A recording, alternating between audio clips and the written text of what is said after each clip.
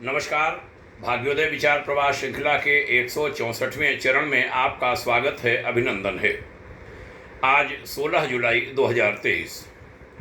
आज का विषय चर्चा का आत्महत्या, सुसाइड की भारी समस्या और उससे बचाव की कुछ बातें, कुछ प्रयास जो देश में चल रहे हैं उन पर चर्चा भी। कहते हैं एक साल में 8 लाख लोग दुनिया भर में आत्महत्या करते हैं। 17% लोग उनमें भारतीय होते हैं, यानी भारत में 1,35,000 लोग प्रति वर्ष आत्महत्या करते हैं। अलग अलग प्रांतों में उनका अनुपात अलग अलग होता है। महिलाओं से ज़्यादा सुसाइड पुरुष करते हैं, यह भी एक तथ्य है। हर 1 लाख व्यक्तियों के पीछे 17 महिलाएं तथा 26 पुरुष आत्महत्या करते हैं। इनमें विद्यार्थी भी होते हैं, जूनियर स्टूडेंट्स भी और सीनियर छात्र छात्राएं भी।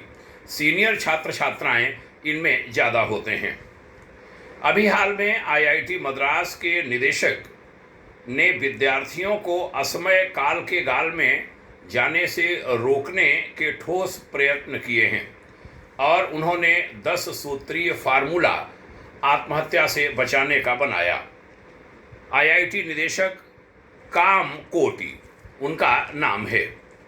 डॉक्टर कामकोटी ने जो प्रयास किए उसके लिए बहुत बहुत सराहना उनकी। आईआईटी मद्रास के निदेशक प्रोफेसर वी कामकोटी, उनकी सराहना पुनः करना चाहूँगा। 10 सूत्रीय कार्यक्रमों में उन्होंने एक तो आत्महत्या की 3 वजहें बताईं।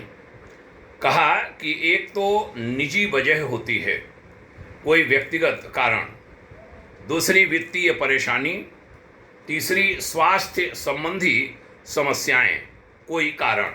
3 प्रमुख कारण होते हैं, वो चाहे छोटों के हो या बड़ों के हो। कुछ क्रोध आदि के कारण, अपमान आदि के कारण भी घटनाएं होती हैं और निजी वजह वगैरह में उसमें आ जाता है। 10 सूत्रीय जो काम उन्होंने शुरू किए उसमें पहला है समयबद्ध तरीके से शिकायतों का निपटारा करना। बच्चों की, छात्रों की, छात्राओं की समाधान नहीं मिले तो छात्र निदेशक से भी मिलें, यानी संस्था के प्रमुख सहज उपलब्ध हों उनकी समस्याएं सुनने के लिए। दूसरा, फैकल्टी एडवाइज़र और गाइड वहाँ उन्होंने नियुक्त किए। ये जो फार्मूला है उसके तहत छात्रों की परेशानियों का वे समाधान करेंगे। तीसरा फार्मूला, कैंपस में लिसनर्स नियुक्त किए गए हैं।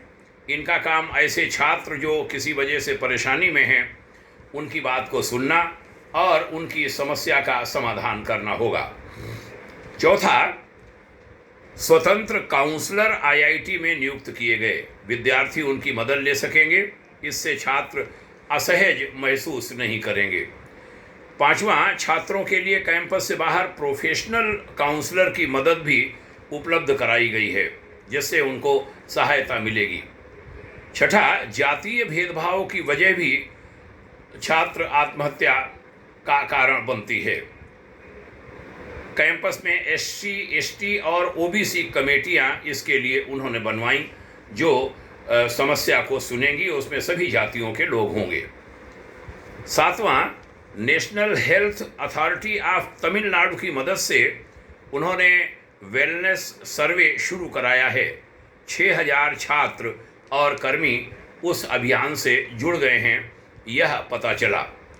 8वां, छात्रों को सहज बनाए रखने के लिए सम्मेलन और सहभोज रखा गया है। हर महीने एक डिनर वह रखेंगे। 9वां, छात्रों की उपस्थिति लैब, हॉस्टल और मेस पर होती है। इसके लिए फेशियल रिकॉग्निशन आधारित अटेंडेंस ली जाया करेगी। 10वां और अंतिम, छात्र का परिवार से निरंतर संपर्क बनाए रखा जाएगा, जिससे वह अकेलापन महसूस न करे। अभिभावकों को सप्ताह में 2 बार बच्चों से बात करने को कहा गया है। यह जानकारी उन्होंने जो आईआईटी मद्रास की पोर्टल है उस पर भी अपलोड की है। तो ये सराहना का विषय है। मद्रास आईआईटी के डायरेक्टर डॉक्टर वी कामकोट को बहुत बहुत सराहना, उनको जय हिंद कहूँगा। बहुत सुंदर प्रयास। इस संदर्भ में कुछ मैं बातें ये भी जोड़ूंगा। ये तो हुई विद्यार्थियों की बात। छोटे बच्चे कर लेते हैं, परीक्षा में कम अंक आए या फेल हो गए, उसके लिए परिवारों में उसका वातावरण बनाया जाना चाहिए। विद्यालयों में भी उनको गाइड किया जाना चाहिए कि फेल हो गए ऐसा पहाड़ नहीं टूट पड़ा, आगे बढ़िए। उधर गांव घर में भी बहुत सारी आत्महत्याएं होती हैं, आवासीय क्षेत्रों में भी।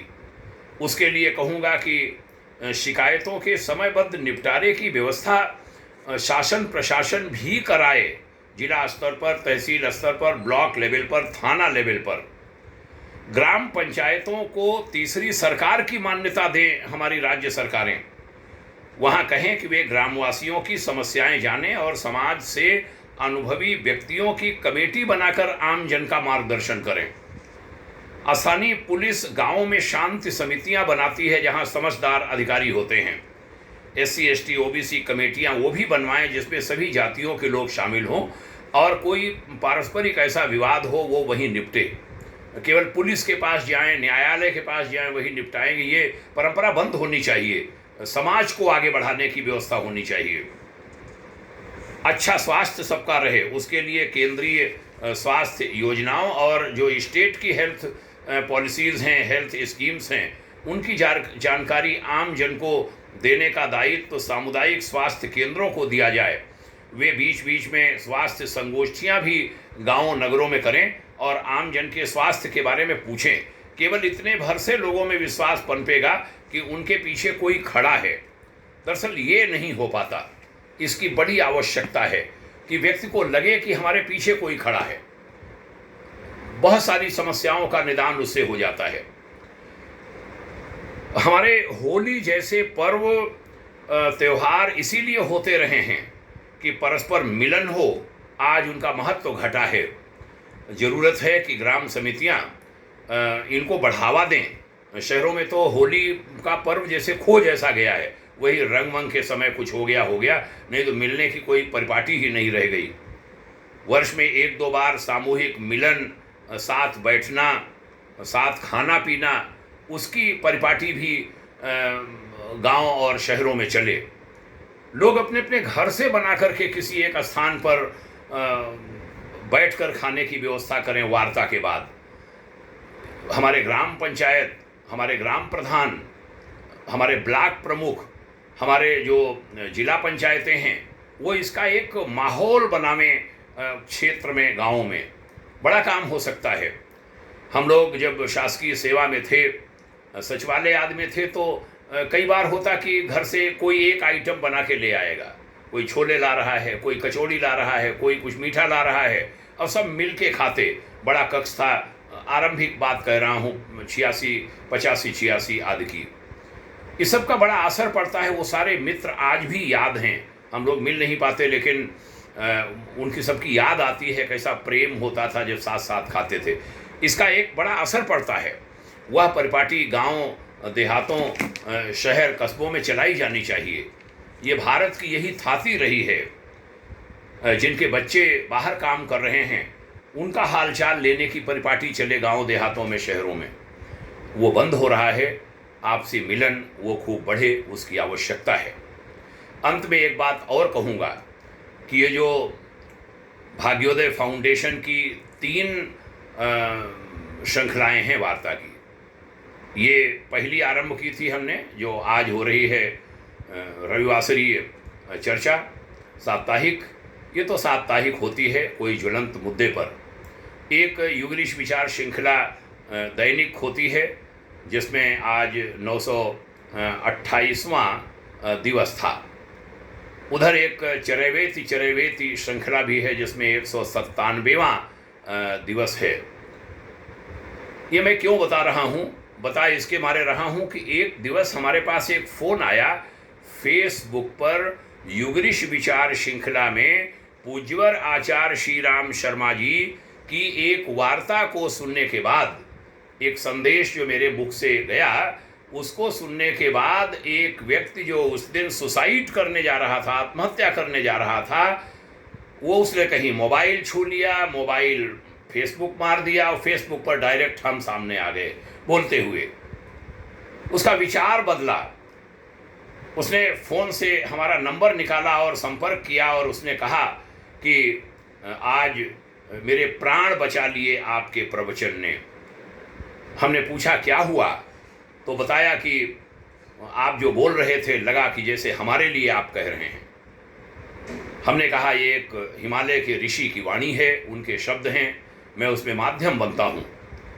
वो खूब बाद में भाई रोया, एक 40-42 साल की उम्र बताई उन्होंने कहा मेरी पत्नी विधवा हो जाती, मेरे बच्चे अनाथ हो जाते। तो कहना ये चाहता हूँ, ये वार्ताएं कई बार लोग कहते हैं, सोचते हैं कि कहाँ समय लगाएं, बहुत छोटी वार्ता 15 सेकंड की होनी चाहिए। अब बच्चा तो 9 महीने में ही पैदा होगा, जल्दी पैदा करेंगे तो अपाहिज पैदा होगा। तो कुछ समय तो लगता ही है किसी बात को कहने में और सुनने में, समय देना चाहिए।